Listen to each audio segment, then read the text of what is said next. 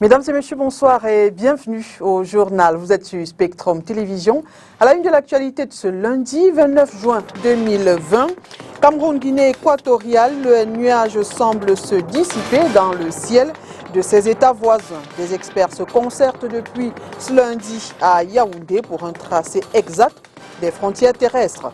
On se rappelle que c'est la construction d'un mur de séparation à la frontière avec le Cameroun qui avait mis les deux parties en état d'alerte. La rencontre bilatérale sur les modalités de collaboration et d'action sécuritaire commune à la frontière entre le Cameroun et la Guinée équatoriale ouverte ce jour s'achève demain mardi. Plan de reconstruction des régions du nord-ouest et du sud-ouest, le coordonnateur national poursuit son périple de sensibilisation. Paul Tasson est dans le sud-ouest où, pendant 3 jours, il va amener les populations à s'approprier les diverses actions à mener pour la réhabilitation et l'aménagement des infrastructures de base, la promotion de la cohésion sociale et la revitalisation économique de ces régions. Éducation, les examens officiels 2020 démarrent demain 30 juin. Les épreuves écrites du concours d'entrée en 6e en première année et du Common Entrance se feront sur l'ensemble du territoire national. C'est dans un contexte de crise sanitaire marqué par le coronavirus que le lycée d'Akwasset ici à Douala va accueillir quelques 685 candidats. Nous y ferons un tour dans ce journal. Mesdames et messieurs, une fois de plus, bonsoir et bienvenue au journal. Je vous le disais il y a un instant, une rencontre bilatérale sur les modalités de collaboration et d'action sécuritaire commune à la frontière entre le Cameroun et la Guinée équatoriale se tient à Yaoundé les 29 et 30 juin 2020. Les travaux sont ouverts ce lundi à huis clos entre les experts de la défense des deux pays et demain mardi, ce sera toujours à huis clos. Les chefs d'état-major, cette fois-ci des armées des deux pays voisins, vont se concerter. Les travaux vont s'achever mardi soir par une rencontre entre les deux ministres de la Défense. On fait le point de cette première journée avec vous, Mireille Siabi. La rencontre entre les ministres camerounais et équato-guinéens de la Défense se tient au moment où les relations entre Yaoundé et Malabo sont froides à cause des travaux de construction de murs de séparation lancés sur la frontière des deux pays par la Guinée équatoriale. Toutefois, au cours de cette réunion, le ministre camerounais Joseph Betty Assomo a tenu à apporter des éclairages sur le sujet qui a entraîné beaucoup d'incompréhension selon ce dernier. On a présenté des informations qui faisaient parfois je ne sais où. Faire grossir les choses et faire penser que les deux armées équato-guinéenne et camerounaise étaient sur pied de guerre à la frontière. Je voudrais vous prier de noter vraiment avec insistance qu'en ce qui nous concerne côté camerounais, nous ne voyons pas pourquoi est-ce qu'il y aurait un coup de feu à cette frontière face à la Guinée équatoriale. Au-delà de tout ceci, il faut dire que les modalités de collaboration et d'action commune à la frontière entre le Cameroun et la Guinée équatoriale ont meublé les échanges au cours de ces travaux, même si l'on reconnaît aux deux territoires un lien socio-culturel et géologique. Nous accordons une très grande importance aux questions relatives aux événements à nos frontières et nos deux armées vont s'unir pour qu'ensemble nous fassions face à toute cette situation. Rappelons que en 2019, les autorités équato-guinéennes avaient lancé un projet de construction d'un mur de séparation au niveau de la frontière qui existe avec le Cameroun. Seulement, ce projet a créé une brouille avec le pays de Paul Biya car le chantier avait visiblement empiété sur le territoire camerounais. Les autorités locales ont renforcé le dispositif militaire tout le long de cette frontière. Par ailleurs, Yaoundé avait attiré l'attention des hautes autorités de Malabo qui avaient avait alors promis d'arrêter le chantier. Mais contre toute attente, la Guinée équatoriale a entrepris depuis quelques mois un autre projet. Il s'agit de la construction de miradors le long de cette frontière, comme ce fut le cas pour le mur de séparation. Il se trouve que les 3 miradors à construire ne respectent pas le tracé de la frontière entre les 2 pays. La concertation de Yaoundé devrait permettre de mettre les points sur les i. Et puisqu'on parle frontières, l'honorable Joshua aussi appelle le gouvernement camerounais à prendre ses responsabilités suite à la décision des pays de la zone Schengen de fermer leurs frontières à certains pays pendant 15 jours. Pour le vice-président du Social Democratic Front, il faut une application de la loi de réciprocité en diplomatie. Je vous propose de l'écouter, il est au micro de Olivier Bouzik.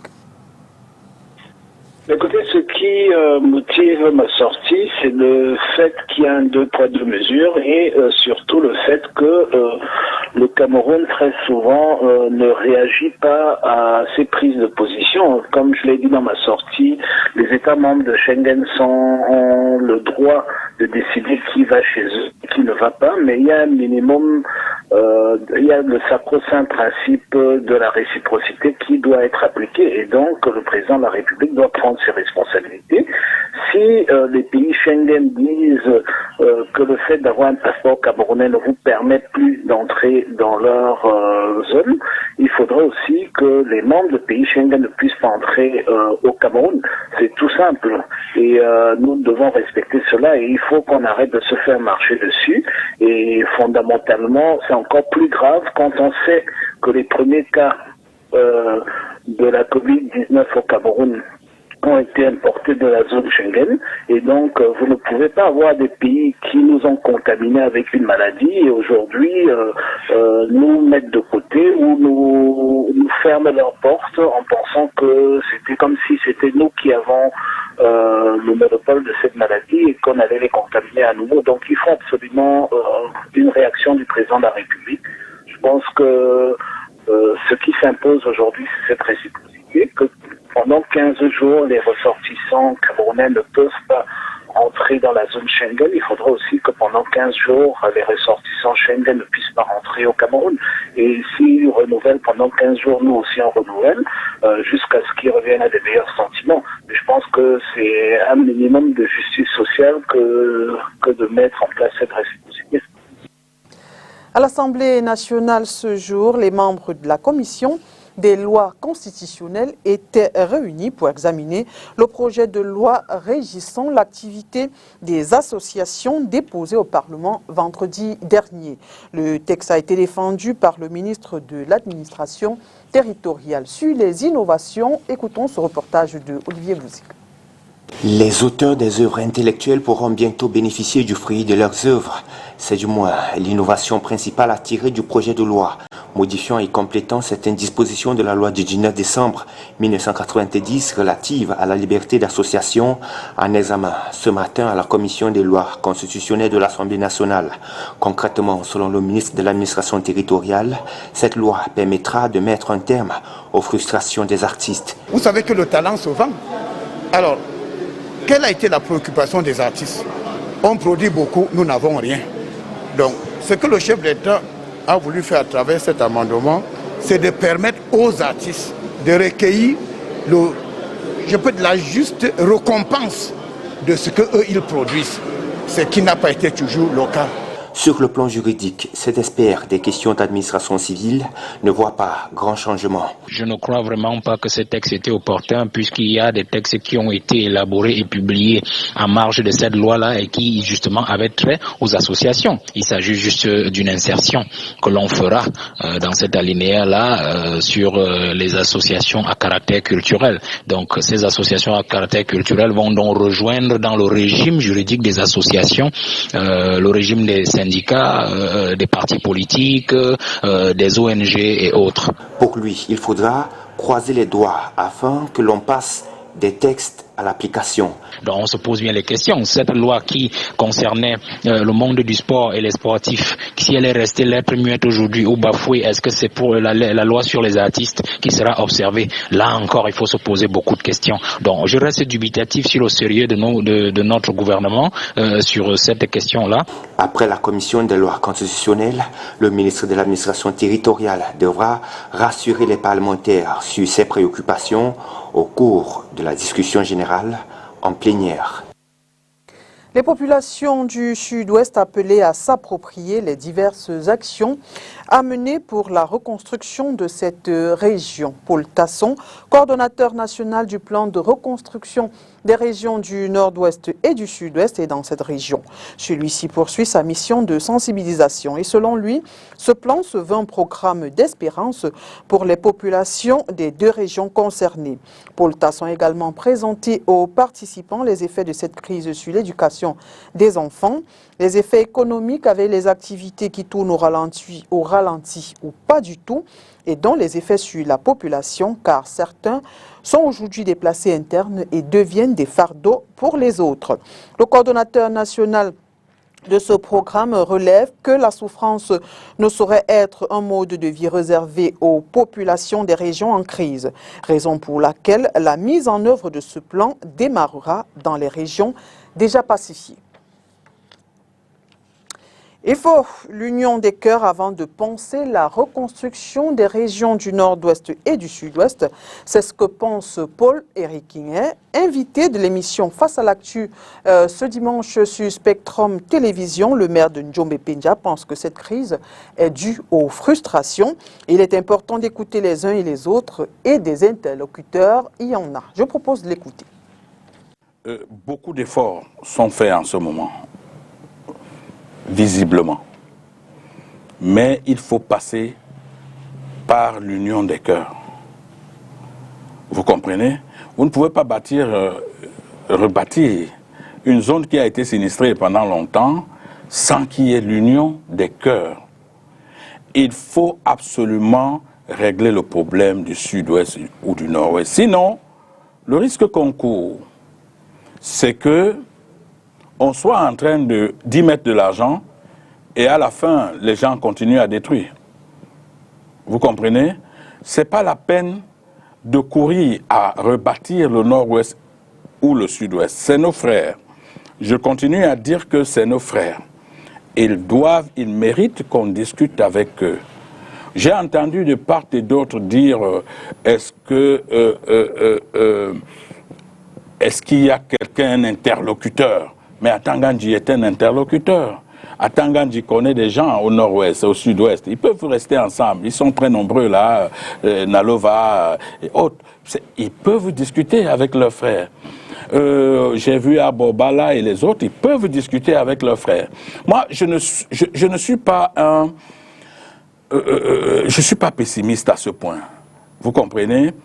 Mais il faut que le gouvernement comprenne que les problèmes du Nord-Ouest et du Sud-Ouest surgissent du fait des frustrations. Paix, paix et paix, c'est sous ce thème que s'est tenu le 27 juin dernier à Kumba, c'est dans la région du Sud-Ouest, un service écuménique. L'initiative est du chef supérieur des Bafo, Sa Majesté Ekoko Mouketi, avec à ses côtés son père, le chef émérite Victor Mouketi. Le sénateur n'a pas manqué de revenir sur les raisons qui l'ont poussé à passer le témoin à son fils, lui étant encore vivant. L'objectif de ce service écuménique, précisons-le, est de pacifier la ville de Kumba par ricochet les régions en proie à cette crise sociopolitique qui dure pratiquement 4 années déjà. Les différents hommes de Dieu qui se sont succédés au pupitre ont eu pour point d'ancrage la paix, la réconciliation, l'unité, l'amour, la justice et le développement. Ceux-ci ont également prié pour la guérison de la terre de Kumba. La cérémonie qui s'est déroulée en présence de quelques autorités telles que le maire de la ville Victor Ngonkelev, Benjamin Itoé, ancien ministre de la Justice et PCA de la CDC, s'est achevée par une marche dans les artères de la ville rythmée par chants et louanges. Accompagné par un parent, en groupe. On parle éducation à présent. Le bal des examens officiels du ministère des Enseignements secondaires sera lancé demain 30 juin par les épreuves écrites du concours d'entrée en 6e et en première année. 685 candidats sont attendus au lycée d'Aqua, c'est ici à Douala. Dans un contexte de crise sanitaire, des mesures ont été prises pour protéger les candidats et les encadreurs. Point des préparatifs au lycée d'Aqua. Avec vous, Inès Pandre. Accompagnés par un parent, en groupe entre amis, ou par les responsables d'école primaire, l'exercice sous contrôle des noms, des salles et des places assises est respecté par les candidats de la session 2020 du concours d'entrée en 6e et en première année. Au lycée d'Aqua, dans le premier arrondissement de Douala, ce 29 juin, veille de cet examen officiel, les responsables multiplient les réunions et organisent de manière pratique le lendemain. Entre autres, marquage des salles et des places assises, affichage des listes des candidats et nettoyage des salles. Nous avons tenu une réunion aujourd'hui où il fallait rappeler aux encadreurs, ceux qui ont la charge d'encadrer les enfants demain, les consignes à l'intention des candidats d'abord, pour que ceux-ci sachent ce qu'ils doivent faire, ce qu'ils ne doivent pas faire. Maintenant, en ce qui concerne les encadreurs eux-mêmes, nous leur avons rappelé ce que disent les textes pour ceux qui sont appelés à intervenir dans les examens. 685 candidats sont attendus ce 30 juin dans ce centre pour les épreuves écrites du concours d'entrée en 6e. Ce sera le premier examen officiel organisé par le ministère des Enseignements secondaires dans un contexte de crise sanitaire. Et ici, on affirme que des mesures ont été prises pour protéger les candidats et les encadreurs. On a déjà d'abord la distanciation sociale au niveau de la répartition dans les salles de classe. Ils seront 24 par salle de classe, assis dans les standards prescrits par le ministère des Enseignements secondaires, c'est-à-dire en diagonale, en respectant 1 mètre de distanciation au moins. Maintenant, à leur arrivée, il y a des points d'eau qui sont prévus pour le lavage des mains et chaque salle sera pourvue en gel hydroalcoolique. Au niveau des postulants, au-delà de l'aspect intellectuel, un accent a été mis sur la préparation psychologique. Ma maîtresse m'a dit qu'il ne faut pas avoir peur, il ne faut pas trembler, que ce n'est pas tellement difficile parce qu'il faut être vaillant, ne pas être effrayé par la feuille et il faut toujours réfléchir, ne pas toucher son camarade. Et si une personne vous menace, criez. Les épreuves écrites seront lancées à 8 heures précises par la compréhension du test. Mais l'appel et la vérification des candidats se fera à partir de 6h30 ce 30 juin.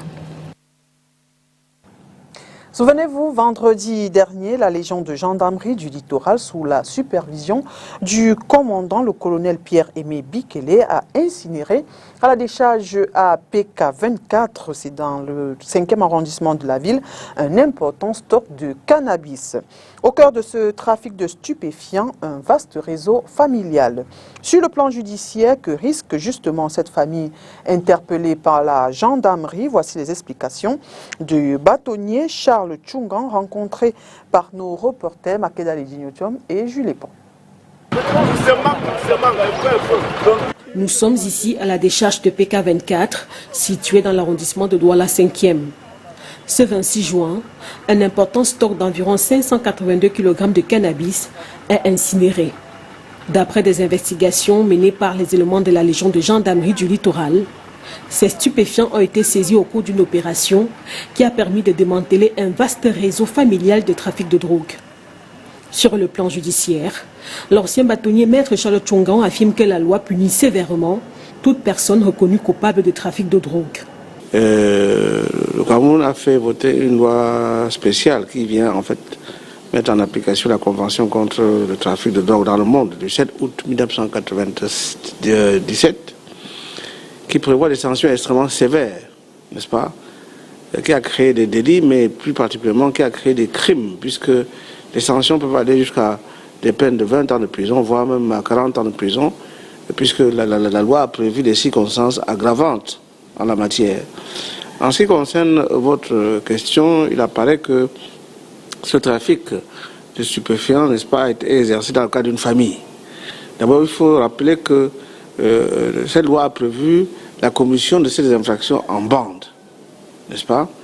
Donc si chaque membre de la famille est intervenu dans la chaîne de transmission, de distribution, de production, n'est-ce pas, de ces stupéfiants, chacun est responsable individuellement. Vous savez que la responsabilité pénale, elle est individuelle.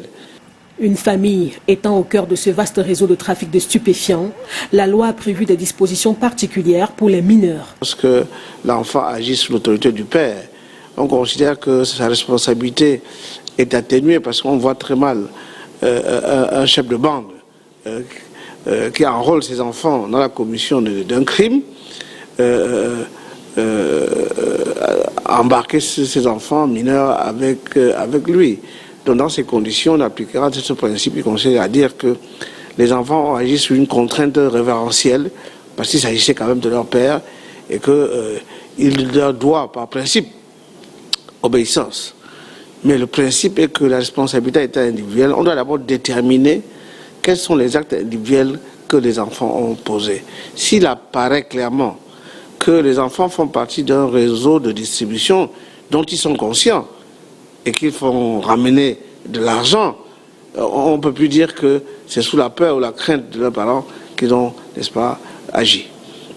Pour l'homme de loi, le commandant de la Légion de gendarmerie du littoral, le colonel Pierre-Aimé Bekele, qui a supervisé l'opération, mérite la reconnaissance de la patrie pour l'action menée. La loi oblige les enquêteurs à prononcer la confiscation, non seulement de l'objet du litige, c'est-à-dire le corps du délit que constitue le produit stupéfiant, mais également de confisquer le produit de la corruption. Il mérite la reconnaissance de la patrie. Comment voulez-vous que dans ce pays, chaque fois qu'un responsable, un médecin, un fonctionnaire, un gendarme, un policier, quand il fait bien son travail, pourquoi voulez-vous qu'on le récompense? On le félicite. Au Cameroun, environ 21% de la population a déjà fait l'expérience d'une consommation d'une drogue, selon des chiffres publiés en 2018 par le Comité national de lutte contre la drogue. D'où la traque permanente des trafiquants menée par les forces de l'ordre. Et nous entendons ce lundi une série sur les problèmes que pose la construction des drains dans la ville de Douala au vu des dénonciations des habitants. Les fortes pluies qui sont abattues ce matin sur la capitale économique n'ont d'ailleurs pas épargné les populations de la vallée Bessengue où se sont rendus nos reporters Makeda Ledi Newton, Emmanuel Tibui et Landry Yossa. Le retour des pluies dans la ville de Douala marque également le retour des inondations dans certains quartiers. C'est notamment le cas ici à la vallée Bessengue, où les populations se plaignent de la construction des drains. Nous pensons que le drain n'a pas été bien fait parce que lorsqu'il pleut maintenant, à peine avoir pleuvoir pendant 30 minutes, nous avons des inondations partout. Contrairement à l'époque passée, donc il va falloir qu'il puisse encore arranger le drain. Quand on voit le niveau d'eau de nos maisons, nous sommes presque à 15 cm de l'eau pour entrer. Même les maisons que l'eau entre. Les maisons que l'eau n'entre même pas avant, ça entre aujourd'hui. Donc ça veut dire qu'ils ont plutôt aggravé la situation, contrairement aux années précédentes. Ici, les habitants dénoncent la diminution du niveau de terre, ce qui est aujourd'hui à l'origine des désagréments subis par ceux-ci. Quand on regarde un peu voir la hauteur de la terre ici, puisque la hauteur de la terre était plus haut, plutôt haut comme ça là. Bon, ils sont venus, ils ont réduit la hauteur. Et c'est descendu plus bas que là où vous regardez, l'eau, on est bien placé là. Et vu l'ampleur de la hauteur du haut là, elle est bien basse. Ça fait en sorte que vous voyez, il y a la boue. Il y a bien la boue du genre que c'est impraticable par rapport à le niveau du bas d'ici là, pas le bas. Donc réellement dit, ici, il pouvait venir augmenter encore la hauteur.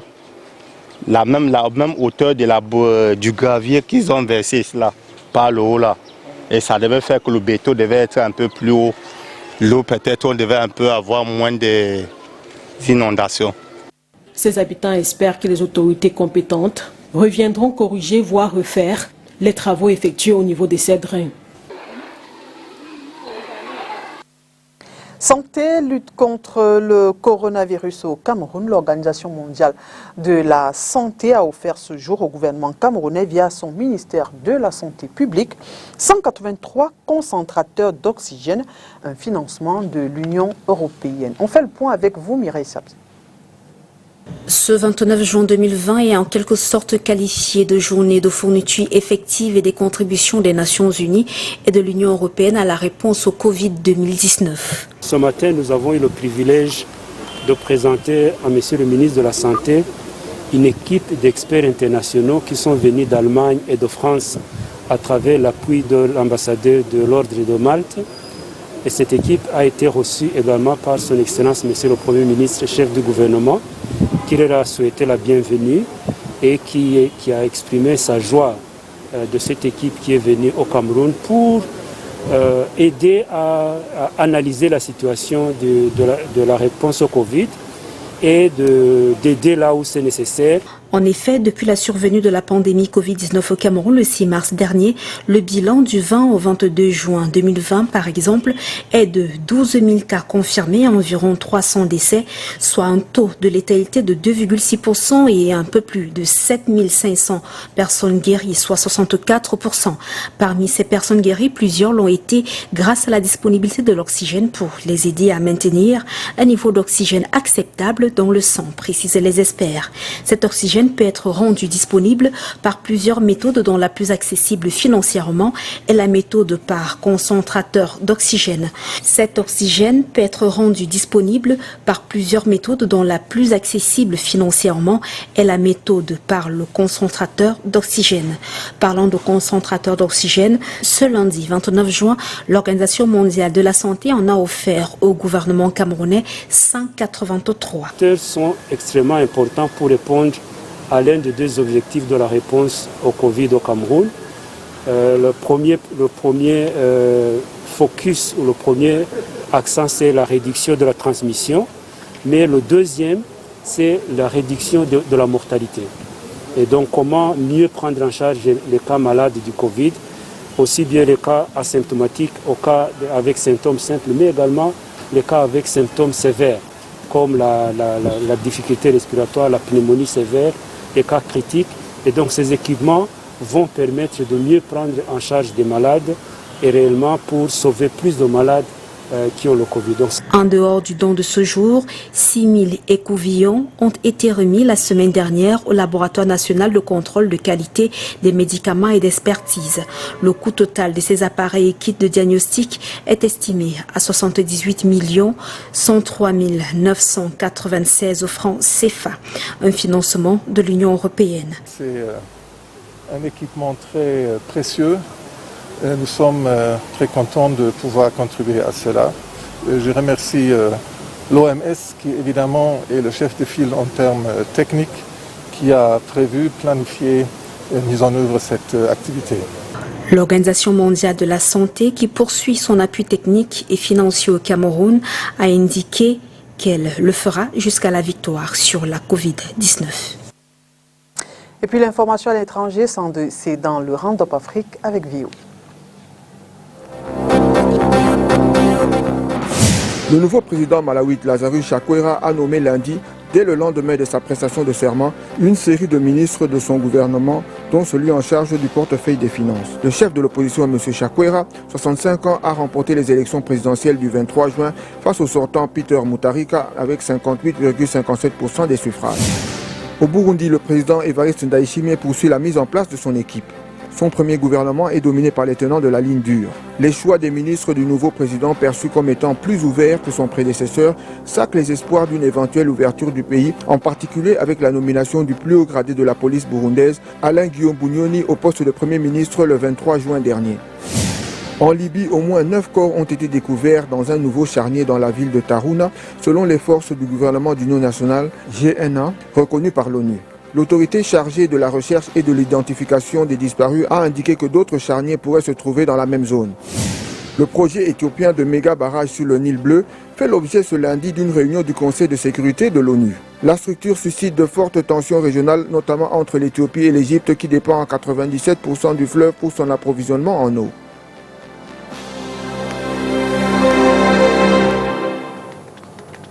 Et c'est la fin de ce journal. Mesdames et messieurs, merci d'avoir été des nôtres et bonne suite des programmes sur Spectrum Télévision.